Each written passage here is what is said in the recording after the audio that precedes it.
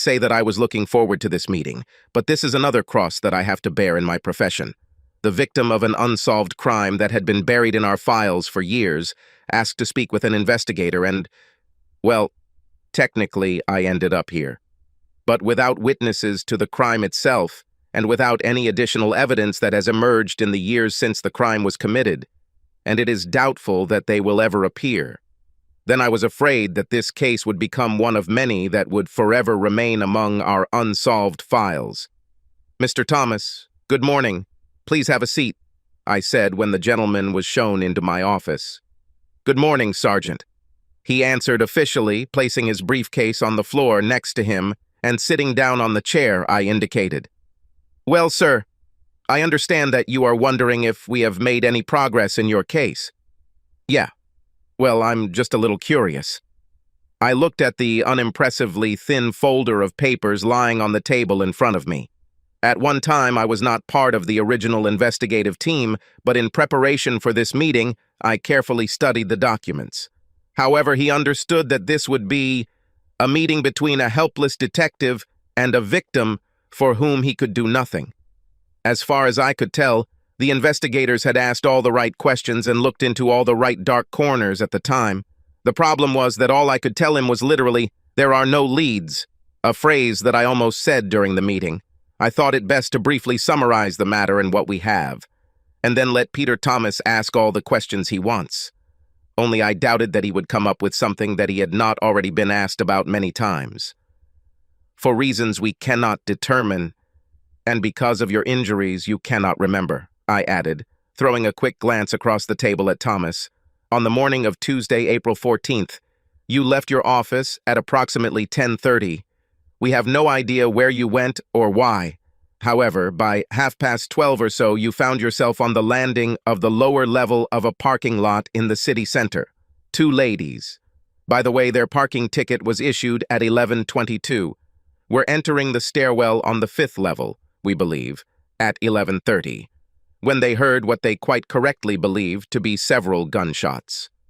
Frightened by the sounds, they ran back to the 5th level and called the police on their mobile phones.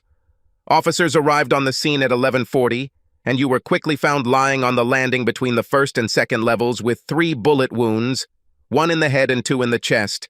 Your wallet, watch, rings, car keys, and even change from your pockets were stolen. No one saw your attacker or attackers, or anyone else acting suspiciously, in the parking lot, either before or after you were attacked. I'm sorry to say this, Mr. Thomas, but there was very little interest there. I've read the dossier, and to be perfectly honest with you, sir, there were no witnesses, so we have nothing to go on. So you stopped looking? Oh, no, sir, the case remains open. And if the weapon... By the way, it was a .35 caliber automatic pistol, probably what Americans like to call a Saturday night special, a cheap pocket pistol.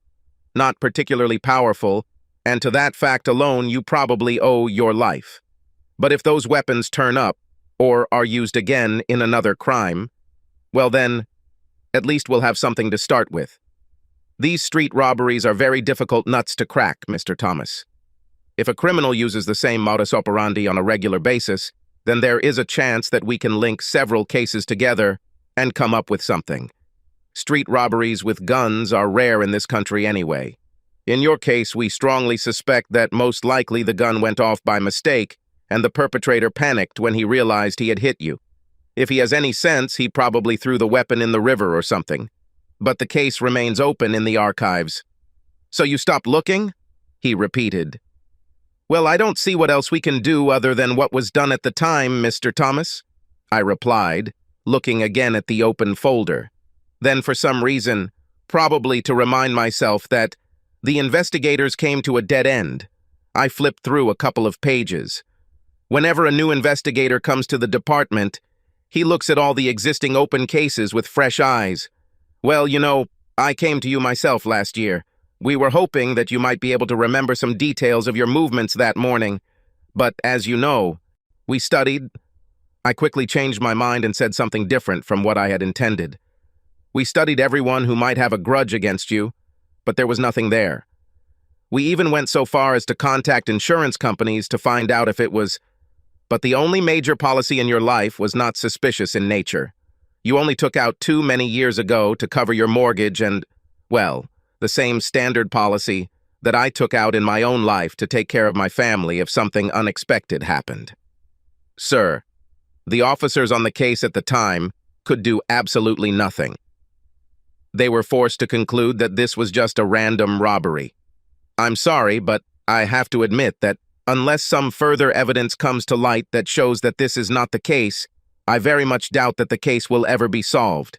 After carefully reading the report, I truly felt sorry for this man.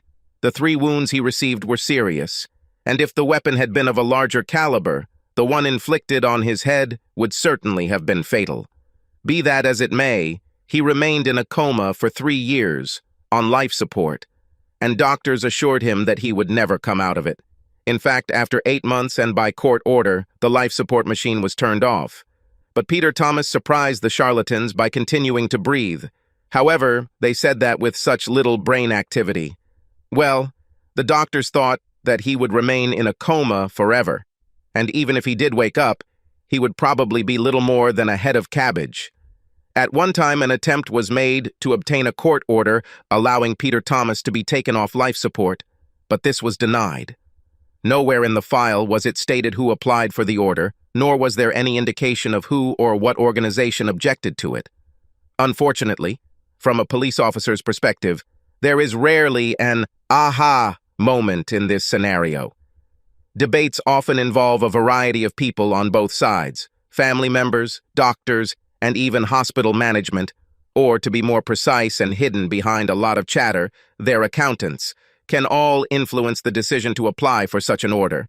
After 2 years, even his family seemed to have given up hope that Peter Thomas would ever regain consciousness. While visiting her husband in the hospital, his wife apparently became friends with a man named William Bowman. Bowman's wife was admitted to the same hospital with acute liver failure caused by excessive self-administration of para-acetaminophenol. This is a routine paracetamol tablet for the likes of you and me, and the most common cause of liver failure in the UK and many other countries I can think of. Apparently it wasn't a suicide attempt or anything like that. By all accounts, Bowman's wife was a bit of a hypochondriac and, well, let's just say a little delicate mentally, and at the same time she was quite a vulnerable person. It was established, yes, the officers in the Thomas case were considering all possible options, even at this late stage, that William Bowman's wife had accidentally overdosed on paracetamol. There was nothing in the files to indicate when exactly the affair began between William Bowman and Mrs. Thomas, and there is no indication that William Bowman and Mrs. Thomas even knew of each other's existence before they encountered each other at the long-term care facility. However, after Bowman's wife died, he and Mrs. Thomas began to keep in touch. Bowman often sat with Mrs. Thomas at her husband's bedside during her long vigils. Eventually, the inevitable happened. They fell in love. Mrs. Thomas divorced her husband and then married William Bowman. The officers on the Thomas case took another close look at Bowman and Mrs. Thomas, but could find nothing to indicate that either of them knew of the other's existence until Mrs. Bowman first suffered liver failure. How do I know all this? Because it was all in Peter Thomas's file. Only because we officially considered the attack on him a robbery. This should not be taken to mean that we have turned a blind eye to all other possible scenarios. Another 18 months or almost 2 years passed before Mr. Thomas, against all medical advice, emerged from his coma. After receiving this news, officers were at his bedside for several hours. But let's start with the fact that Peter Thomas suffered from acute amnesia and remembered very little about his adult life. Over the next months, most of his memories gradually returned. I was glad I wasn't involved with him in this case when he recalled his marriage in detail, and, heck, he obviously knew that his wife divorced him while he was in a coma, even before I remembered that they were married. The doc had the pleasure of informing him of this fact. But wasn't I glad I wasn't around during this revelation? So you see, Mr. Thomas, unless a witness or some new evidence turns up somewhere, or you won't recover some memories of what exactly happened on that particular morning. I'm sorry, but I highly doubt we'll ever make any further progress on this matter. I was kind of hoping that this would be the end of the interview, but Peter Thomas had a strange look on his face that made me ask, "You didn't remember anything else, did you?" "No, but I think I've found some evidence. Well, I guess you could say I've actually found a witness." He smiled back at me, and then his expression turned grim. Peter Thomas took his briefcase and placed it on his lap. Opening it, he took out a framed photograph and handed it to me for me to look at. I was slightly surprised to find that the photo was of his daughter and her husband on their wedding day. I even thought I remembered seeing her before when I visited their house, getting acquainted with the Thomas case. When taking on a cold case, standard procedure is to re-interview all possible witnesses, just to make sure nothing has been overlooked. Your daughter and her husband. I said so that Peter Thomas would understand that I recognized his daughter. A very beautiful young lady. Thank you. What do you think of the jewelry she's wearing? Dear ones, real diamonds, aren't they? Yes, my wife. At least 50 grand at today's prices. Impressive. I hope they are in a safe place. I had a second safe hidden in my house to store them. I bought the pendant for my wife for our 5th wedding anniversary. Lucky girl, my wife would kill for such a pendant. The strange expression appeared on Mr. Thomas's face again. For our 10th anniversary, I ordered matching earrings. Very impressive. They must have cost a fortune. Yes, they were worth it, but not as much as the necklace I made for our 15th anniversary. The tiara my daughter is wearing is actually a necklace attached to a wire frame. When worn as a necklace, a pendant can be attached to it using a small clip, or, as you can see, the pendant can be worn separately on a separate chain. Very easy to attach, and must have been made by an experienced craftsman, I commented. Of course, the little man who has a workshop in Monk Street. Coleman. Do you know him? I heard about him, Mr. Thomas. But with my salary, it's unlikely that my wife will ever find any of his things in her jewelry box, I replied with a smile. I completely understand, and I'm very sorry. In any case, these jewelry that my daughter is wearing are my witnesses. I'm sorry? I had no idea what Peter Thomas meant. Well, you see, Sergeant, my wife lent this piece to our daughter so she could wear it on her wedding day. As you know, I've settled down pretty well over the years, and my wife had plenty of other jewelry that she could wear, but still couldn't outshine the bride on her wedding day, could she? I nodded in agreement with Peter Thomas, although I had no idea where he was taking me. Sometimes it's better to let people tell it their own way. Unfortunately, before returning the jewelry, my daughter must have tried to attach the pendant back to the necklace and slightly damaged the clip that secured it. I noticed this when I picked up the set to have a look. You know, our 20th anniversary was approaching, and I guess I was wondering if Coleman might be able to add something else to the set. Really a stupid idea. The whole ensemble is already too pretentious. There weren't many occasions when my wife got away with it. Although Lydia likes him, no, there is no need to increase envy. Sorry, sir, but I really don't understand what you're getting at, I finally had to admit. Oh no, sorry, Sergeant. I haven't shown you this photo yet. Peter Thomas pulled out a second framed photograph from his briefcase and handed it to me.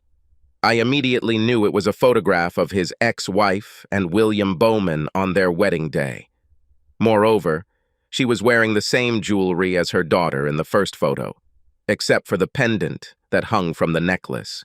You know that since I left the hospital, I have been living on the South Coast. These days, I rarely come to the city and therefore do not visit my daughter's house very often. She usually comes to see me, along with her husband and children, about once a month or so. But a few months ago, they bought a new and much larger house. I had a reason to come into town to see my lawyer to update my will, so I took the opportunity to visit them unannounced. The reason I was at my daughter's house doesn't really matter. The important thing is that my daughter did not expect my arrival, and, therefore, as usual, did not remove this photograph of Lydia and her new husband, as she always did before my previous visits. My daughter was a diplomat and knew that seeing a photo of Lydia with him would probably upset me. Peter Thomas suddenly fell silent and stared at the photo of his wife and Bowman's smiling faces for a moment. Very beautiful, isn't it, Sergeant? I had to agree with him. But, unfortunately, she is also quite vain, and perhaps this will lead to her downfall. Excuse me, Mr. Thomas? Necklace, Sergeant. In this photo, the pendant is attached to it. I told you the clamp was broken. Come in, Mrs. Tom. Excuse me, Mrs. Bowman, aren't you? Sit down, please. Sergeant, why was I so rudely called here like this? Your officers needlessly embarrassed me at my place of work, she replied, clearly annoyed. My apologies, Mrs. Bowman, but recently, certain evidence has emerged of an attempt on the life of your first husband. She was good. I give her credit. However, there was no mistaking the momentary flash of apprehension that flashed across the lady's face before she shot back at me. What are you talking about? Peter was accidentally shot by a robber. I was assured of this by the officers at the time. Based on the evidence they had at the time, that was the most likely scenario, Mrs. Bowman. However, you never know when known evidence, or even a new witness suddenly emerging, will lead us in a different direction. Or someone has been considered in the past, even several times, but we did not realize its significance, I replied. I don't understand. I'm sure you'll understand very soon, Mrs. Bowman. I reached out and pressed the start button on the recorder. Then, out loud for recording, he identified himself and the male officer sitting next to me, taking notes, as well as the time and date, then asked Mrs. Bowman to introduce herself to the microphone. I must say that, in a matter of moments, she went from a very combative woman to a rather anxious one. Having completed the formalities, I showed Mrs. Bowman a copy of the photograph of her and her second husband on their wedding day and asked her to confirm that this was indeed what happened. Yes, of course it is. What does this all mean, Sergeant? She answered. Just some unfinished business that has recently left us a bit confused, Mrs. Bowman. This is what I need to clarify now, that's all. So, am I correct in assuming that all the jewelry you are wearing in this photo was bought by your first husband? Yes, for different wedding anniversaries. And is this the same jewelry that your daughter is wearing here, in this photograph? I showed Mrs. Bowman a copy of another photograph that Mr. Thomas had provided us with. Yes, that's right, she assured me. Tell me, Mrs. Bowman, did you happen to have any reason to wear any of this jewelry during the 3 months between your daughter's wedding and the time Mr. Thomas was shot? No, my daughter returned them and they were put back in my jewelry safe. Peter installed the safe. He was paranoid that we might get robbed one evening while we were away. Did you wear it at all between your daughter's wedding and yours with William Bowman? Well, yes, after the divorce.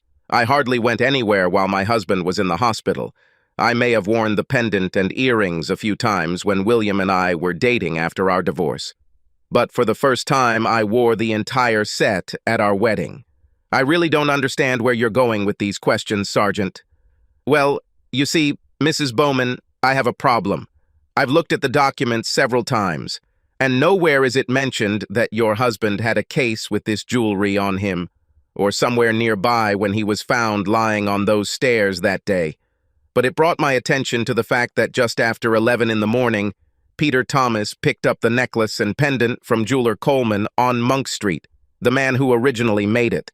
Apparently your daughter damaged the clasp or something, and Peter Thomas had taken the necklace to Coleman's for repairs a few days before the incident. Mr. Coleman is very diligent in his business, Mrs. Bowman, especially when it comes to 30,000 pounds worth of diamonds. He has a copy of the receipt in his files with a timestamp and date. The question I have to ask you, Mrs. Bowman, is, how did you become the owner of these jewels again? It is believed that Mr. Thomas had a briefcase which he was carrying on the morning he was attacked. One of Coleman's assistants clearly remembers Mr. Thomas putting the jewelry in a briefcase and locking it. However, there is no record of a briefcase being found at the crime scene. Apparently, the criminal stole everything valuable that your ex-husband had with him that day. So, Mrs. Bowman, could you explain how some of the contents of Peter Thomas' briefcase came into your possession? Mrs. Bowman turned very pale and remained silent. I didn't expect her to completely break down and admit everything. But I had a feeling that if I pressed just a little harder, she might do it. Although there is always a danger that I will overpower, and she, as the Americans like to say, will attack me with a lawyer. However, I had little hard evidence for me to hope that the woman would crack. So, I chose the murder charge. Lydia Bowman, I am arresting you for the attempted murder of your husband, Peter Henry Thomas. You have the right not to say anything, but it may harm your defense if you do not mention during questioning something that you will later refer to in court. Anything you say can be used against you. In fact, I very much doubted that Lydia pulled the trigger herself. Framing her for a crime was a risky ploy, but I thought it might work. I was lucky, and Lydia fell apart almost instantly. No, I didn't shoot him, it was... Who was it, Lydia? William Bowman, I suggested. Yes, it was William's idea. I think he also killed his wife. I didn't expect the implication that Bowman may have killed his wife, but from a logical standpoint, it made sense. I understand, but to make it look like a robbery, he had to take the briefcase, and only later did you discover that it also contained your diamonds. Yes. I had no idea that Peter took them with him or why. None of you knew that Peter went shopping for jewelry that morning, did you? You didn't even know that your daughter damaged the clasp. Peter thought he would sneak it in for repairs without you even realizing. Your daughter damaged it. No, Bill found the jewelry box later when he went to put a brick in his briefcase for the sake of weight. He was going to throw it into the river, and he couldn't bring himself to throw away 30,000 pounds. I wouldn't let him. Do you know what William Bowman did with the gun? No, I have no idea, although... But what, Lydia? Bill has a storage room somewhere. The apartment is not registered in his name, and he pays rent in cash. I have no idea what he keeps there. Whether we'll find a gun in this vault is anyone's guess. But I'm pretty sure we'll still get a conviction on Mrs. Bowman's second confession. Subscribe to our channel so that your second chaff doesn't cheat on you, and go ahead and listen to the next story, because this story is nothing compared to the next one. If you're under 18, don't even think about listening to the next one.